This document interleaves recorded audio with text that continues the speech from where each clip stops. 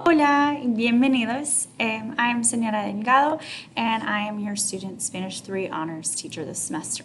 I can be contacted at asha.delgado@cobk12.org if you need anything at any time.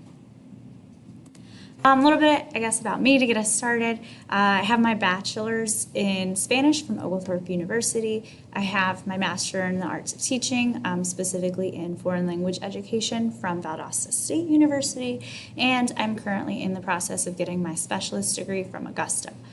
During my undergrad, I spent a full year living in Madrid, Spain, and while I was there, I studied at Universidad Francisco Vitoria, which is in like the suburbs of Madrid.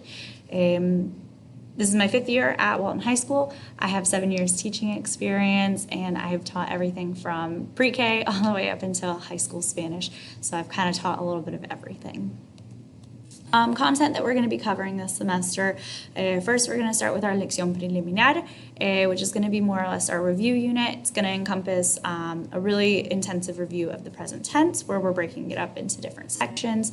Our next unit will be lección 2, and it will be about la tecnología, which means that we'll be dealing with our unit vocabulary that deals with technology, and then we'll be dealing with por and para and various grammatical concepts. After we finish that unit, we'll move on to lección 9, which is going to be focused on news and then past tense for our grammar. And then our last unit for this semester will be lección 3, and that is going to deal with the house and also with commands for the students. In this semester and in this entire year, we're going to be using the textbook Descubre Dos, which students have access to the virtual textbook, and they're able to check out the physical textbook if they would like to keep one at home. I do have a class set, so that anytime that we need to use them during class, they do have access to a physical textbook in case their device isn't working or they don't have service in the classroom. For each of these units, we will be using the unit determined vocabulary and then the grammar tenses or the grammatical concepts that are for each of those units. As far as our grading weights, our daily category is going to be 25%.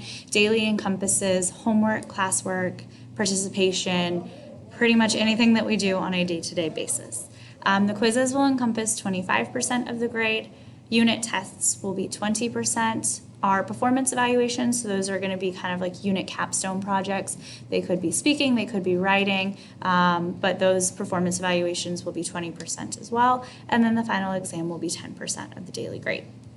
I typically enter grades on Fridays, and they're updated every 2 weeks. I try to do it every single week, but sometimes we may not have a lot of grades or, life gets busy, but typically they're updated every 2 weeks and they're updated on Fridays. My extra help hours are going to be Mondays at 7:45 a.m., Tuesdays and Thursdays also at 7:45 a.m. I'll be available for web help during blocks B, C, and D. All of my help sessions are going to be in person, and they will be located in my classroom, which is room 212. If your student is ever absent for an extended period of time or needs some additional help and there's complications and we need to do it virtually, I just ask that they reach out to me so that we can schedule something that works with all of our schedules so that they can get the help they need. Websites that we use in the class, we use vhlcentral.com. That's going to be for our virtual textbook, homework activities. Garbanzo is also going to be used for different reading practice activities. GoFormative.com. Conjuguemos, Remind, all have their various functions, but in essence it's for additional practice in different formats for us. Remind, I use that in order to be able to send any updated reminders to students. It does work almost like a text message, so they do get a push notification if I send one, so they get updated changes in real time. I send them weekly emails. They do go to their student email address, so they're able to access it there. Last but not least, CTLS.